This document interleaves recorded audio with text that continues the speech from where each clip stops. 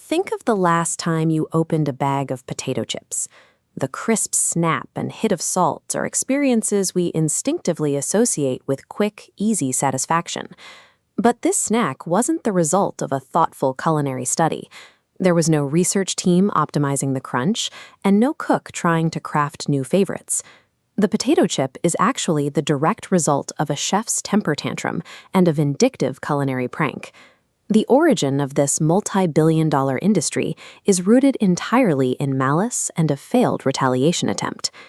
In 1853, Saratoga Springs, New York, was a premier destination for high society travelers, drawing wealth to its mineral waters and demanding a level of service that matched the high cost of the stay. George Crum was a chef at one of the town's upscale restaurants. He was a highly skilled cook, fiercely proud of his work, and he did not tolerate criticism from his guests. This created an immediate friction. Crum's pride was trapped in a hospitality role, designed strictly to cater to the specific, often rotating whims of the ultra-rich. When an uncompromising cook is tasked with serving a highly entitled clientele, a massive confrontation becomes completely inevitable. The clash began with a simple plate of French fries. A wealthy, hyper-picky patron sent his order back almost immediately, complaining that the potato slices were too thick and too soggy. Playing the role of the accommodating host, Crum prepared a second, thinner batch of potatoes. The customer rejected those as well, arrogantly declaring them still completely unacceptable. For Crum, this repetitive rejection ended any sense of professional obligation. His goal shifted from serving a meal to orchestrating a culinary insult.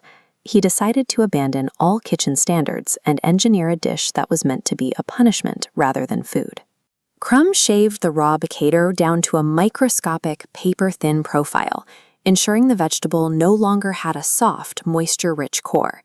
He then dropped these slices into boiling oil.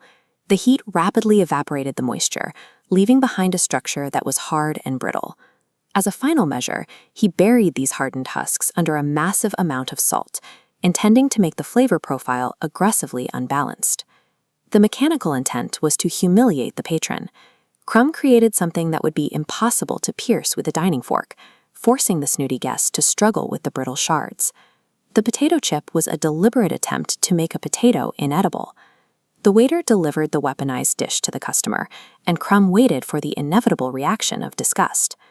The customer took a bite, experienced the resounding crunch, and reacted with absolute delight. Crum's revenge failed completely. The patron finished the entire plate and immediately asked for more. By trying to make the potato unpalatable, Crum had unintentionally combined high-heat fat, concentrated salt, and a unique brittle texture, elements he thought would be a nuisance, but that instead created a profile the customer couldn't stop eating. The dish was added to the menu as Saratoga chips and quickly became a regional sensation. Today, the potato chip is found in nearly every pantry, a lasting reminder of a petty chef's failed attempt at revenge.